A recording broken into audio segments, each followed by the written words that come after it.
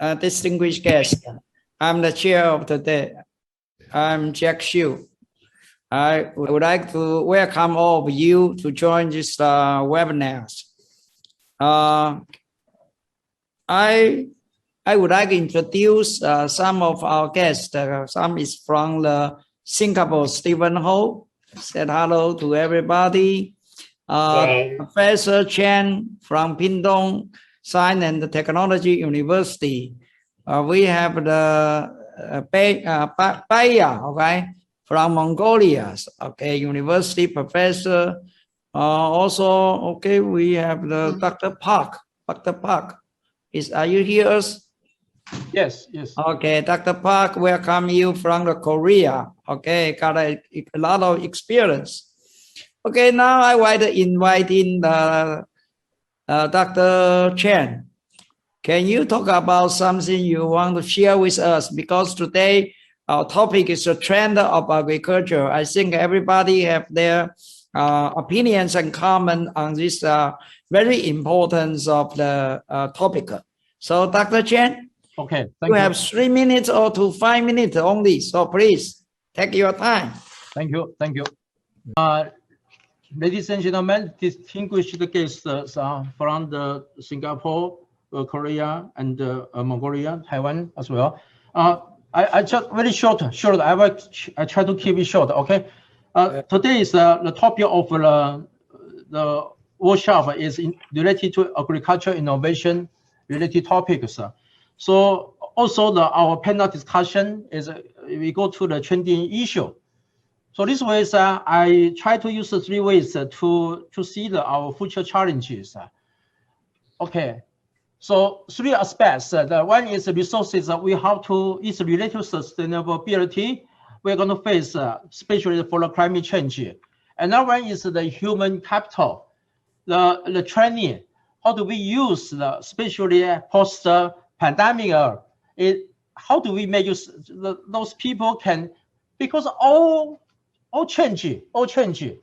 The transportation, education, many things. We are not going to the classroom. Everything else through the webs to have our teaching. Another one is the interactive. We say especially for Taiwan kids, small medium business this way. So all these challenges, I don't think so. It's only Taiwan we face. I believe all the countries have to face very seriously look into these issues. So. For the post-pandemic, we call it, sometimes people like use the new normalcy. Okay, new normalcy is like we are not people-to-people contact anymore. We call the 1.5 meter economy. Everything we have the range there. So through range, what's between this range is technology. So the smart technology is always along with us. Every day we live with this smart technology. And another one is the climate change and the short labor shortages issues around the world. So how do we make use of the human resources that have the multi-functions? So interdisciplinary training, either in the school or in the private or public sectors, still is very important. Sorry. And so finally, how do we use this IT technology? And finally, our agribusiness have to use it. So we call it synergy with that. The fun and the challenge, the people understand that the labor shortage, especially in Taiwan, and also climate change. Being in Taiwan the last few months, we don't have the typhoons and heavy rain, then suddenly they come. So overflow, something like that. And also it happened in the United States, European, and in China as well. So this is not stable weather. It also affects our agricultural products. So this one, very luckily, my country, the Council of Agriculture, they have already looked into these issues. And so every agriculture station come out as person to have farmers working together to solve this kind of problems and the training course, something like that. So they are going to learn the sensor devices, something like that, because our farmers getting older. So we encouraging the Council of Agriculture, encouraging young men to get into the agriculture. So it's not like previous agriculture, it's agricultural business. Finally, we are going to let Taiwan's products, it's very competitive through a global market, high quality production, and also very sweet way, the digital service in the market to let everything transparent. For the sustainable the society, so for the waste, the forestry, something like that, the party rights, something like that, how do we have the recycling, the may use to the contribution to the carbon neutrality, the contribution to the environment, and also the livestock and also the aquaculture. So we have this the added value from this waste material to become another added value. It's very we appreciate the lots of achievement has been since in Taiwan's market. For this one, the bamboo application, you will see that we made a violin use of the bamboo. So this is a European music. At Taiwan, you cannot see 100 years that the violin is made of bamboo. We have done this one at my university, my college. Of course, lots of things involved, and also the kayak and the pellet. This high energy the pellet, we're going to replace the coal, the burning in the winter. And also in the European United States, they are going to use the bamboo for the construction, the building material only. So this is a very, in the next 10 years, Taiwan already seen the future. We grow this one, we're going to make use of the bamboo. Okay, this is the human resources training for student learning by doing. Okay, you see this one. Thank you. And also I teach you the interdisciplinary learning here. And our students, they have their business, so they learn this one in the market. So thank you very much. Okay. Thank you for Dr. Chen. Is using very quickly to use the slide, share us about the trend of the agriculture in the future. You need to use the smart agriculture using a lot of the sensor, drones, GPS, every high technology. Also, they mentioned about the climate change. So they're using the recycling agriculture. It's all very important. And they are mentioning about the labor shortage. I think with this so short time, he introduced a lot of good idea for us. Thank you for Dr. Chen. And another, I wanted to invite in maybe Dr. Park from Korea. Can you speak some for us about the trend of agriculture? Please, Dr. Park. Well, that is not actually my area, but my area is e-commerce, m-commerce, social commerce. So that's why my research outcomes are, more like an e-commerce, social media, So my opinion as an outsider of, agriculture, business and industry, maybe, smart technology, like, first industrial revolution, big data analysis, clickstream analysis, machine learning. I think those kind of things will help to, how can I say, forecast, demand and supply for the agricultural business. So, for example, the Google search engine marketing that we are doing with the text that they use, consumers use for their purchase. Maybe that kind of search engine analysis maybe will help their agricultural business forecasting the demand and supply better than the past. I think that's it. I think, Dr. Park, this part is very important. You are mentioned in the customer side because there are a lot of the new technology you can use. And it's very important for us is when we produce anything from the agriculture or even the processing agricultural product, finally it's go to the customer. So the customer satisfied or they are not like it or they like it is very important. So you are sure we have the blockchains new technology is can trace all the agriculture, and you know, in the advanced country, they are very focused on the organic farming. So the organic farming or indoor, the verticals of the farming is very popular. Even they're talking about the roof agriculture is also important. Or people will be very healthy, and they are pursue the better agricultural product in the future. Thank you for your sharing about your experience in the customer side. Maybe some other days we will have the opportunity to inviting you talk more detail about this sector. Okay, thank you. Mr. Ho, can I ask in the Singapore friends, Mr. Ho, you want to share some of your idea about the trend of agriculture, please? Thank you very much, Dr. Xie. It's an honor here.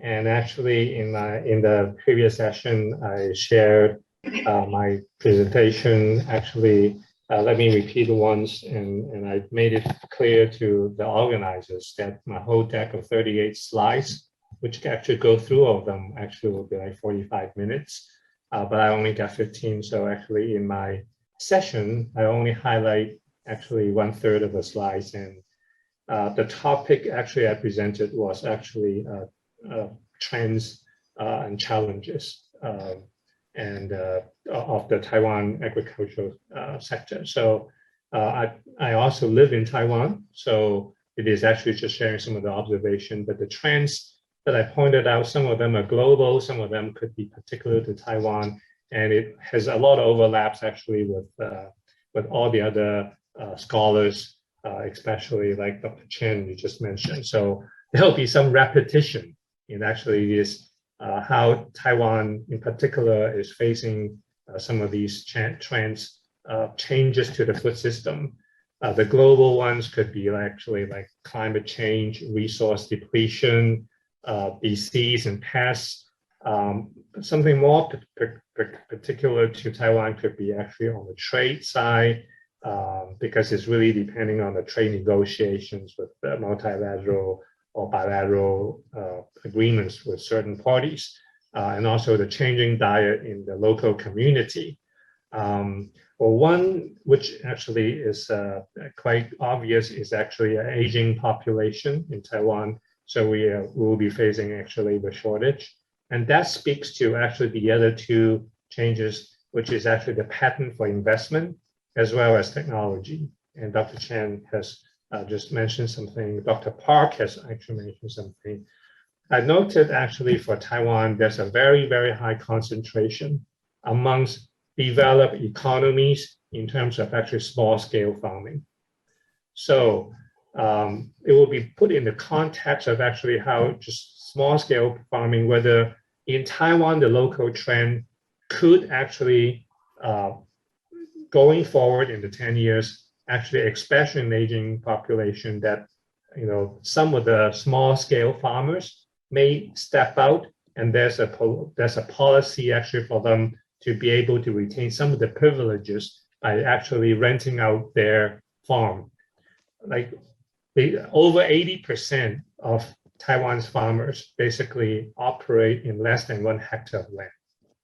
So to create scale and then overlay actually technology to get the benefit of economy scale, I mean, I hope that for Taiwan as a sector, that could happen. But why Taiwan is still actually so highly concentrated small scale is probably a combination of factors, and one of them could be cultural. So some of these things, we don't know whether it's going to happen or not. But in terms of the technology side, I think it's really for both basically the government to make it easy and equitable for farmers to enjoy basically the access to technology in both sides. So basically from agriculture 1.0, and we're talking about productivity 4.0. So agriculture borrow also the 4.0 onto it, is basically using a lot of technology from drones to sensors, collect the data, and then use AI, big data analysis, both on the production side as well as actually on the marketing side of the business. So I hope that basically what we can see is the investment in human capital, as Dr. Chen also pointed out, to make basically all the interfaces actually very user-friendly, especially to the elder generation before the younger generation actually take over. And also, so the first one in the investment is actually in human capital, is digital skills. And the other side of the coin basically is actually for both of them to get used to and also make more investments in digital infrastructure. That basically is a deviation from the deviation, but I think a progression from the past when we actually invest in infrastructure, equipment, and so forth. Those are fixed assets, but now is actually those are all virtual assets. I think I'll just stop it here. Thank you very much. Okay, thank you, Mr. Ho. So mentioned about the international agricultural trade and also the small scales of the farmer, how to go and Taiwan the situation. Also mentioned about some of the smarter machine or technology can be used in agriculture. Okay, thank you very much, Mr. Ho, to share with us. And because the time is very limited, last I want to ask Dr. Benyas, can you say something to us? Dr. Tenya, please. Hello, everybody. Nice to be here. First of all, I would like to my thanks to the organizing committee, especially Professor Zhong Lu to be here. And if you have time, I would like to give some topics challenging to our herdsmen. Can I share my screen? I would like to talk challenges and problems facing our herdsmen. First of all, I would like to a little bit introduce Mongolia. Mongolia is a small city, a small population. We have only 3.3 million people, and also, but we have the large territory, about 1.5 million kilometers square territory. And nowadays, we have challenges, some problems of the number of the livestock. In the last 10 years, the number of the livestock is doubled. We have about 67 million livestock in Mongolia nowadays. Most of them are sheep and goats. Therefore, we have challenge pasture degradation and pasture management, because the increase in the number of the livestock and the overgrazing have led to the reduction in pasture fodder resources and increase in the pasture degradation. Pasture degradation is a direct factor in reducing the capacity of the livestock sector, with the serious negative consequences and that make more vulnerable to drought and flood and other risks. Now we have the herdsmen, about 3,000 people, whose